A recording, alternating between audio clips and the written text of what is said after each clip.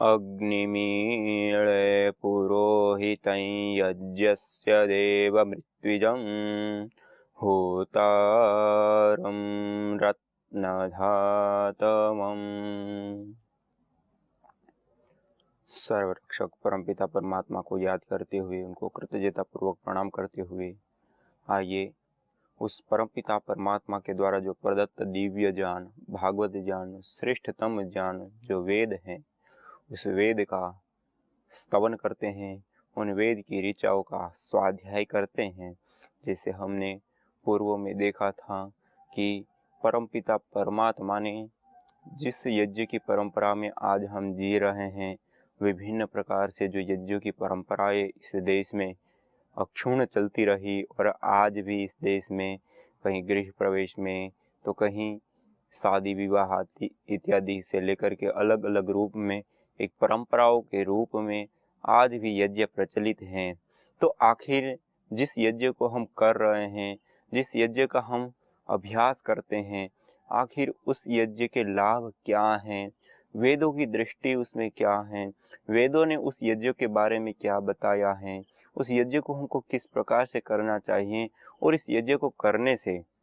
हमको दृष्ट और अदृष्ट लाभ क्या क्या प्राप्त हो गए। दृष्ट अदृष्ट में भी कुछ स्थूल भौतिक लाभ, कुछ आध्यात्मिक लाभ जो होते हैं वह हमें कैसे प्राप्त होते हैं या होते हैं या नहीं। इस प्रकार से हमारे मन में उठने वाले अनेकों प्रश्नों का जवाब हम ऋचाओं के माध्यम से प्राप्त कर रहे हैं। तो आइए इसी क्रम में उस परमपिता परमात्मा के द्वारा प्रदत्त जो यह दिव्य ज्ञान, भागवत ज्ञान, श्रेष्ठतम ज्ञान जो वेद रूपी ज्ञान है, उस वेद रूपी ज्ञान का हम स्तवन करते हैं और स्वाध्याय करके इस ज्ञान से हम एक ऐसा लाभ उठाए जिससे हमारे इस जीवन में भी और इस ब्रह्मांड में दोनों जगहों पर पूर्णता की प्राप्ति हो, दोनों जगह पे दिव्यता का स्थापन हो। ऐसा काम करके हम अपने जीवन में और इस जगत में एक अद्वितीय कार्य कर सकते हैं। तो यह जो वैदिक ज्ञान है, जो वेदों की परंपरा है, वेदों का ज्ञान है, उसमें विशेष करके जो यज्ञ से संबंधित जो मंत्र थे उसके ऊपर हम स्वाध्याय कर रहे थे और उसमें भी जो विभिन्न प्रकार के यज्ञों का विधान है, उसमें कुछ नित्य यज्ञ होते हैं, कुछ नैमित्तिक यज्ञ होते हैं। तो उसमें हम जो नित्य नैमित्तिक यज्ञों में जो नित्य यज्ञ हैं उसके ऊपर चर्चा कर रहे थे। उसमें भी नित्य यज्ञ में जो 5 महायज्ञ कहे हैं, ब्रह्म यज्ञ, देव यज्ञ, पितृयज्ञ, बलि वैश्व देव यज्ञ इत्यादि, उसके अतिथि यज्ञ इत्यादि, तो उसके ऊपर हम चर्चा कर रहे थे। तो यह जो 5 महायज्ञ हैं, उन 5 महायज्ञों में जो देव यज्ञ हैं वह एक बहुत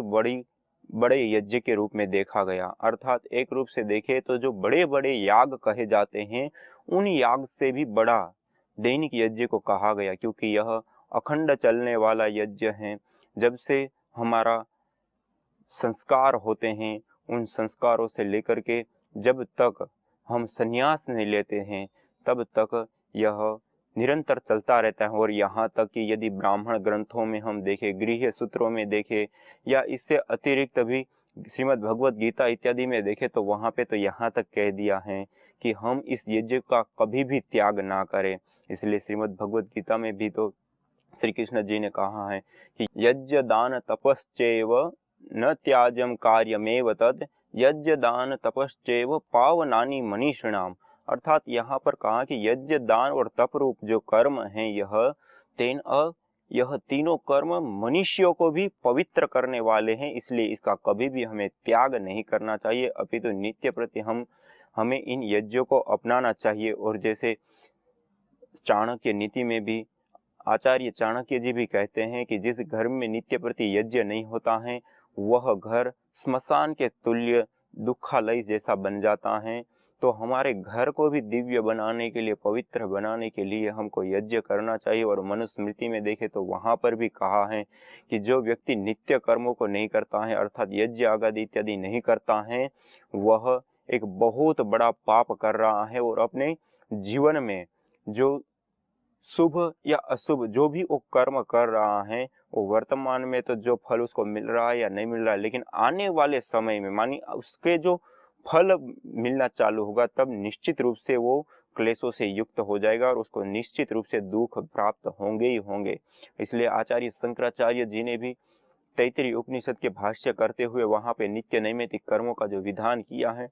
उस विधान में उन्होंने कहा है कि जो नित्य कर्म होता है वह नित्य कर्म ऐसे अद्वितीय कार्य हमारे जीवन में करते हैं, हमारे चित्त के ऊपर ऐसी छाप डालते हैं कि जो भी हमारे दुरित संचय है, अर्थात हमारे जो जन्मों जन्मों से एकत्रित हुए जो भी दुरित हैं, जो गलत संस्कार हैं, उन सारे के सारे गलत संस्कारों को दूर करने का कार्य नित्य कर्म करते हैं।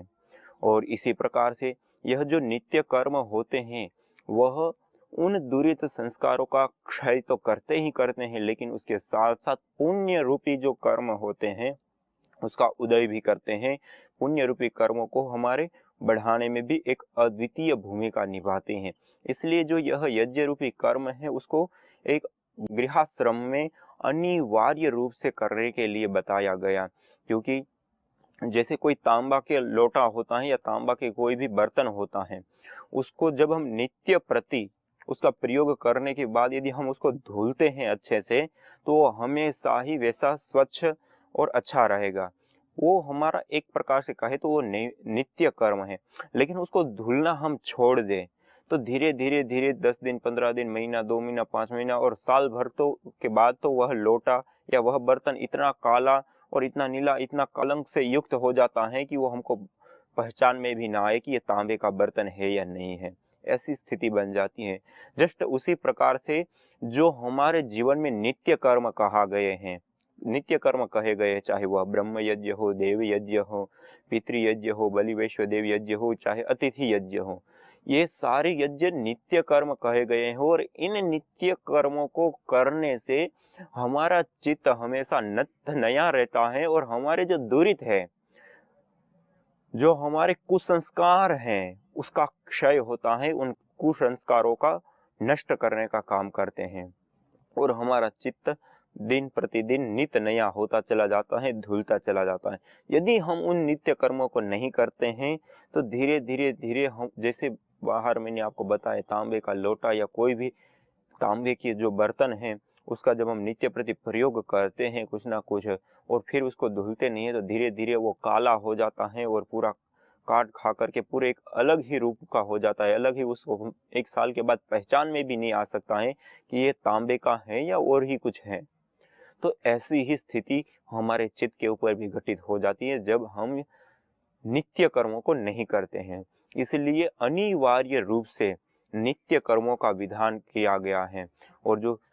आचार्य चाणक्य जी ने बताया कि जिस घरों में वेद की ध्वनि नहीं गूंजती है, जिस घरों में दैनिक यज्ञ नहीं होता है, वह स्मशान के समान। स्मशान के समान क्या होता है? वो एक दुख की स्थिति है कि हमको दुख अधिक मात्रा में मिलेंगे। अर्थात कहने का अभिप्राय यही है कि हम जिस कर्म को कर रहे हैं उस कर्मों का जो फल है ना, वह फल हमारे लिए श्रेयस्कर नहीं होगा, वो दुखकर हो जाएगा। इसलिए उन दुखकर कर्म के जो फल हैं उनसे बचने के लिए या दुखकर कर्म ना हो इसके लिए हमको यज्ञ करना, एक विशेष करके शास्त्रकारों ने, ग्रंथकारों ने, नीति शास्त्रों ने हमको अनिवार्य रूप से प्रेरणा प्रदान की है कि हम यज्ञ करें, हवन करें, अग्निहोत्र करें। और इतना ही नहीं, मूल वेद मंत्रों में भी ये बात बहुत आयात रूप में प्राप्त होती है। और जो व्यक्ति यज्ञ नहीं करता है उसके लिए तो यहाँ तक भगवान ने अपनी वाणी से बताया है कि जो यज्ञ का त्याग कर देता है उसका मैं भी त्याग कर देता हूँ। अर्थात जो वह परमपिता परमात्मा है उसको जो प्राप्त करना चाहता है उसको भी यज्ञ निश्चित रूप से करना चाहिए, क्योंकि यज्ञ कोई एक कर्मकांड या ढोंग, आडंबर, पाखंड नहीं, अपितु यह एक संपूर्ण वैज्ञानिक प्रक्रिया है, एक पद्धति है। और इसको अपनाने से अपने जीवन में भी और इस जगत में भी और समस्त यह जो जड़ और समस्त जो यह चेतन जगत है उसके ऊपर भी एक अद्वितीय कार्य करता है और सब जगह पे चारों ओर दिव्यता का स्थापन करने का कार्य करता है। और इतना ही नहीं, यह जो यज्ञ है वह यज्ञ हम सब के लिए उपकार्य इसलिए ज्यादा हो गया है क्योंकि वर्तमान की स्थिति के अनुसार हम जिन सुख सुविधाओं को लेते हैं, जिन संसाधनों का प्रयोग करते हैं, उन सब के निर्माण से लेकर के वाहन व्यवस्था, बिजली इत्यादि का जो हम प्रयोग करते हैं, उसके माध्यम से जो आज वर्तमान में एक वायु प्रदूषण बढ़ा हुआ है, जो आज पूरे देश ही नहीं अपितु पूरी दुनिया के लिए एक चुनौती बना हुआ है कि पूरी दुनिया में आज वायु प्रदूषण इतनी तेजी से आगे बढ़ रहा है कि प्रति 10 साल में 4 से 5 डिग्री तापमान प्रति 10 वर्ष में बढ़ता चला जा रहा है।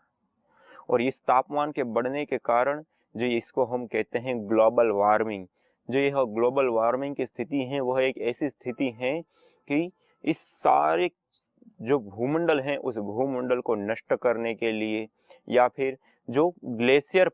बने हुए हैं जो पहाड़ों के ऊपर या अंटार्कटिका इत्यादि जो देशों की जगह हैं जहाँ जिन प्लेसों में बर्फे ही बर्फे सालों सालों से जमी आ रही हैं, वह बर्फे भी 2040 तक में नहीं होगी। यह आंकड़े आज जिस स्थिति से मतलब जिस स्पीड से जिस प्रक्रिया से यह बर्फे तेजी से पिघल रही है, ग्लेशियर तेजी से पिघल रहे हैं, उसको देखते हुए मेलबर्न यूनिवर्सिटी जो पूरी विश्व लेवल मान्य जो संस्थाएं हैं उन्होंने भी इसके ऊपर चुनौती प्रदान की है कि यदि आज हमने इस प्रदूषण को ठीक नहीं किया, इस प्रदूषण को या इस ग्लोबल वार्मिंग को खत्म करने के लिए हमने कदम नहीं उठाए, तो आने वाले कुछ ही सालों में अर्थात 2040 तक में वह जो ग्लेशियर है, वह ग्लेशियर अर्थात प्राकृतिक बर्फ इस धरती पर कहीं देखने को हमको नहीं मिलेगी। और दूसरा 2030 तक में धरती पर जितने भी जीव बस रहे हैं उसमें से 30% जो प्रजातियां हैं वह हमको विलुप्त दिखाई देगी। जबकि आज हम एक डायनासोर जैसा एक प्राणी को विलुप्त देख करके हम उसके ऊपर पिक्चर बनाते हैं, सीरियल बनाते हैं, इतना सारा हम उसका वो करते हैं, लेकिन आने वाले कुछ ही समय में हमारे सामने 30% से ज़्यादा ऐसी प्रजातियां होगी जो हमारे पास नहीं होगी। और इतना ही नहीं, यह जो मनुष्य है उसके लिए भी एक मौत का काल जैसा हो जाएगा, क्योंकि आज वर्तमान में ही 8 देश ऐसे हैं जो इस ग्लोबल वार्मिंग की समस्या से पीड़ित हैं। क्योंकि जब ग्लेशियर बहुत तेजी से पिघलते हैं तो दिन प्रतिदिन वह जो नदियां हैं वह नदियां सूखती चली जा रही है। आज भारत का ही पानी देखें तो भारत के लिए जितना प्रयोज्य पानी है उस पानी में से 40% पानी आज ही सूख चुका है। और आने वाले 2050 तक में 50% से भी ज्यादा पानी भारत का सूख चुका होगा, जबकि हमारे लिए उस समय पीने के पानी की व्यवस्था के लिए भी बहुत बड़ी चुनौती होगी। जबकि आज अन्य भी कई सारे ऐसे देश हैं जहां पर कई सारी प्रकार की जो नदियां हैं वह नदियां कहीं कम पानी हो गया है तो कहीं पानी सूख चुका है।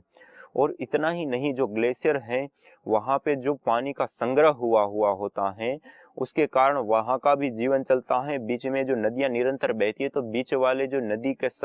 किनारों पे बसे हुए शहर, प्राणी, जंगल होते हैं उनका भी जीवन चलता है। जब वह प्राणी बहना बंद हो जाता है तो वह जंगल और उस जंगल में रहने वाले जो प्राणी है वह प्राणी पशु पक्षी से लेकर के जो नदियों के किनारे बसे हुए जो शहर हैं उन शहरों के लिए भी एक बहुत ही ज्यादा दयनीय स्थिति पैदा हो जाती है। और जो वर्तमान में शोध हुए हैं उस शोधों के अनुसार यह एक आने वाले समय की एक बहुत बड़ी चुनौती होगी। और यहाँ तक भी जो बुद्धिजीवी लोग हैं, जो विश्व मान्य संस्थाएं हैं, वो कहते हैं कि अगला कोई विश्व युद्ध होगा तो वह विश्व युद्ध इस जल की समस्या के कारण होगा, ऐसी एक संभावना जता रहे हैं। और उतना ही नहीं, वह पानी जब समुद्र में आता है, समुद्र के भीतर जाता है, वह विशाल पानी का संग्रह, तो जो समुद्र की तलेटी है वह समुद्र की तलेटी का जल भी ऊपर की ओर आता है। तो जो समुद्र के किनारे के ऊपर बसे हुए शहर है, समुद्र के किनारे पे बसे हुए लोग हैं, उनके लिए भी बहुत ही घातक स्थिति पैदा होती है, क्योंकि वहां पे ओट भरती जिसको कहते हैं, अर्थात समुद्र का जो पानी होता है वो शहरों तक में घुस जाता है और वो पानी दिन प्रतिदिन ऊपर की सतह की ओर आता चला जाता है। तो समुद्र के किनारे बसे हुए शहरों के लिए भी एक बहुत बड़ी चुनौती है। और विश्व लेवल आंकड़ों के अनुसार ये भी कहा गया है कि आने वाले कुछ ही सालों में अर्थात 2100 से पूर्व की ऐसी स्थिति होगी जिसमें 8 अरब ऐसे लोग होंगे जो स्थानांतरण के लिए अपने आप में मजबूर होंगे। तो आप विचार कीजिए, इतनी बड़ी मात्रा में लोगों का जो स्थानांतरण है वह किस प्रकार से हो पाएगा, या ये सारी जो चुनौतियां हैं विभिन्न प्रकार के पीने के पानी, यूज करने के पानी से लेकर के अन्य प्राणियों के लिए भी घातक हो गया और मनुष्यों के लिए भी इस समय भी घातक हो गया है। क्योंकि आज ही देखें तो वर्तमान में जो दिल्ली जैसे शहरों में भी जो बच्चे रहते हैं उसके ऊपर सर्वे किया गया तो हर तीसरा बच्चा लंग्स की बीमारी से युक्त है प्रदूषण के कारण। और दिन प्रतिदिन इस प्रदूषण के कारण वायु प्रदूषण में जो विषाक्तता घुली है उसके कारण जो कैंसर के केस है वो बहुत बड़ी मात्रा में बढ़ते ही बढ़ते चले जा रहे हैं और बहुत बड़ी मात्रा में आज कैंसर फैल रहा है। देश ही नहीं पूरी दुनिया में इसका एक आतंक मचा हुआ है। और जितनी कैंसर होकर के महिला मरती है उसमें 8 में से 7 महिलाएं कैंसर के कारण मर जाती हैं, पुरुषों में 6 पुरुष मर जाते हैं। तो इस प्रकार से हम देखें ये आंकड़े को तो एक बहुत बड़ा आंकड़ा हो जाता है। और टोटल यदि एक वर्ष की लोगों की मृत्यु की दर देखें वायु प्रदूषण के कारण तो WHO के आंकड़ों के अनुसार है कि 70 लाख लोग प्रति वर्ष मृत्यु के मुंह में चले जाते हैं केवल वायु प्रदूषण के कारण। भारत जैसे देश में 12 से 15 लाख लोग, चीन जैसे में 20 से 25 लाख लोग और पूरी दुनिया में 70 लाख लोग प्रति वर्ष मृत्यु के मुंह में समा जाते हैं। तो आखिर ये जो स्थिति हमारे कर्मों के कारण सर्जित हुई है उसको हम कैसे ठीक करें या इस स्थिति से हम कैसे बाहर निकले, क्योंकि यह जो सुख सुविधाएं हैं उसका तो हम प्रयोग कर रहे हैं लेकिन यह सुख सुविधाएं ही हमारे लिए एक मौत का काल बन करके आज खड़ी रह गई हैं। और इससे पार उतरने के लिए हमें जितना ज़्यादा हो सके उतना हम अपनी ओर से पहले तो वायु प्रदूषण कम करें। जैसे हम फैक्ट्रियाँ, कंपनियाँ इत्यादि लगाते हैं उसके माध्यम से भी वायु प्रदूषण होता है तो हम कम से कम वस्तु का प्रयोग करें तब भी हम प्रदूषण को कम कर सकते हैं। सबसे बड़ा पूरी दुनिया में प्रदूषण का कारण कोई है तो वह है बिजली उत्पादन। जिस बिजली का छोटे छोटे बच्चों से लेकर के बड़े तक हर कोई व्यक्ति उसके साथ जुड़ा हुआ है, हर कोई शहर उसके साथ जुड़ा हुआ है। जिस बिजली का, जिस लाइट का हम अपने घर में प्रयोग करते हैं उसका कम से कम प्रयोग करें, आवश्यकता के अनुसार प्रयोग करें, तब भी हम इस वायु प्रदूषण को रोकने के लिए एक अहम भूमिका निभा सकते हैं। तो कम से कम हम बिजली का प्रयोग करें, आवश्यकता के अनुसार ही हम बिजली का प्रयोग करें और उसके साथ साथ जो भी अन्य भी कारण हैं उन कारणों को भी हटाने का प्रयास करें। और जो हो चुका प्रदूषण है उस प्रदूषण को दूर करने के लिए जैसे हम वर्तमान साइंस के अनुसार देखें, वर्तमान टेक्नोलॉजी के अनुसार देखें तो पूरी दुनिया में अभी तक कोई भी ऐसा संसाधन, कोई भी ऐसी टेक्नोलॉजी, कोई भी ऐसी पद्धति का विकास नहीं हुआ है या खोज नहीं हुआ है कि जो हो चुका प्रदूषण है उस प्रदूषण को हम दूर कर सके। जबकि हमारे वेदों ने, हमारे ऋषि मुनियों ने हमको जो यज्ञ की परंपरा दी वह यज्ञ के माध्यम से जो सर्जित गैसें हैं वह गैसें इस वायुमंडल में मिल करके इस वायुमंडल में जो फैली हुई विषाक्तता है, घुली हुई जो विषाक्तता है, उस विषाक्तता का छेदन भेदन करके उसको नष्ट करने का काम करती हैं। तो आज तक की पद्धति में, आज तक की खोज में यदि कोई भी वस्तु देखे कि जो हो चुका प्रदूषण है उसको दूर करे तो आज तक में केवल एक ही वस्तु है, वह है यज्ञ, वह है हवन, वह है अग्निहोत्र, वह है होम। तो ऐसा जो दिव्य कर्म है, भागवत कर्म है कि जो इन सारे प्रदूषण को अर्थात माइक्रोबायोलॉजिकल प्रदूषण, बैक्टीरिया, कीटाणु, वायरस, फंगस से लेकर के जो विभिन्न प्रकार का जो माइक्रोबायोलॉजिकल प्रदूषण हम कहते हैं उनको दूर करने का काम भी यज्ञ करता है। उसी प्रकार से जो इस इन्वायरमेंट में, वातावरण में जिसको हम केमिकल प्रदूषण कहते हैं, चाहे carbon dioxide, carbon monoxide, nitrous oxide, ethane, methane, propane, पारा से लेकर के कई सारी जो गैसें होती हैं जो इस वायुमंडल में घुलने से एक बहुत बड़ी मात्रा में गर्मी का अवशोषण वायु में होता है और वायु प्रदूषण होता है। तो उसको भी दूर करने के लिए हमारे लिए एक सक्षम रूप से भूमिका निभाता है यज्ञ। और वर्तमान में जो शोध हुए, अनुसंधान हुए, उन शोधों से, उन अनुसंधानों से भी यह बात प्रूव हो चुकी है कि हम जो यज्ञ करते हैं उसकी जो ऊर्जा है, उसकी जो एनर्जी है, वह एनर्जी, वह ऊर्जा, वह गैसें इस वायुमंडल में फैलने से चारों जो भी विभिन्न प्रकार की जो इसमें विषाक्तता है उन विषाक्तताओं को खत्म करने का, अर्थात नाइट्रस ऑक्साइड, मीथेन, प्रोपेन, पारा इत्यादि जो अलग अलग गैसें होती हैं जो हानिकारक होती है हमारे लिए, इस वनस्पति जगत के लिए, इस भूमि के लिए, उन सब को नष्ट करने का, उन सब को खत्म करने की जो सामर्थ्य है, वह सामर्थ्य इस गैस में है। और अब इस कार्य को हमको एक व्यापक रूप से अपनाने की आवश्यकता है। और जब हम इस यज्ञ को करेंगे, इस यज्ञ को करके हम अपने जीवन में और इस जगत में दोनों जगह पे सत्व की स्थापना कर सकते हैं, सारे विषाक्तता को दूर कर सकते हैं, नेगेटिविटी को दूर करके अपने जीवन में और इस जगत में हम दिव्यता का स्थापन कर सकते हैं। तो आइए ऐसे दिव्य कर्म, भागवत कर्म, श्रेष्ठतम कर्म, यज्ञ वे श्रेष्ठतम कर्म, ऐसे श्रेष्ठतम कर्म को हम अपनाएं और अपने जीवन के साथ इस जगत में भी दिव्यता का आदान करें। आज इतना ही। इसी के साथ ओम शांति शांति शांति।